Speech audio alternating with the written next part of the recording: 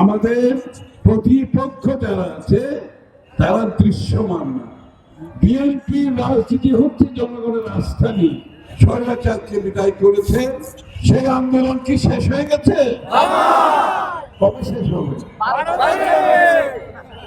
এই আন্দোলন শেষ হবে 12 তারিখ। আন্দোলন শেষ হয় নাই। আমার মুরব্বীদের আমি দেখতে পাচ্ছি, অনেক মুরব্বী এখানে দাঁড়িয়ে আছে। অনেক মুরব্বীরা কষ্ট পেয়েছে, কারণ তাদের ছেলে মেয়েরা পালিয়ে বেরিয়েছে, বাড়িতে থাকতে পারে নাই, নিপীড়ন নির্যাতনের শিকার হয়েছে। তাই আমাদের আন্দোলন শেষ হয় নাই। আন্দোলন শেষ হবে ইনশাআল্লাহ। তাহলে কি করতে হবে? এই আন্দোলন চালিয়ে দিতে হবে না?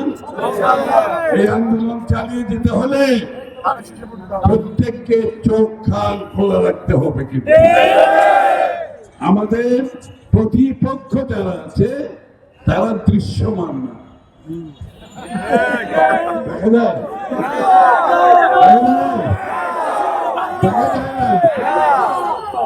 গণতন্ত্রের নিয়ম হলো আপনার প্রতিপক্ষকে আপনি দেখতে পাবেন, আপনার প্রতিপক্ষ আপনাকে দেখতে পাবে, এবং সেইভাবে রাজনীতি চলবে মাঠে ঘাটে সব জায়গায়।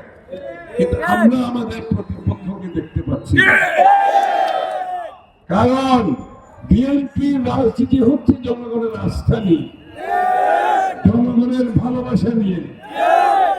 বিএনপির সৃষ্টি হয়েছে বহুদলীয় গণতন্ত্রের জন্য, বিএনপির সৃষ্টি হয়েছে সংসদীয় গণতন্ত্রের জন্য।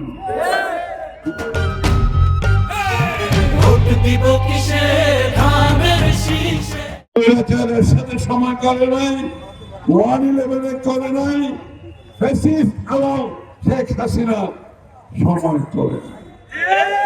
বাকি সব দলগুলো, বাকি সব দল কম বেশি আপোষ করেছে।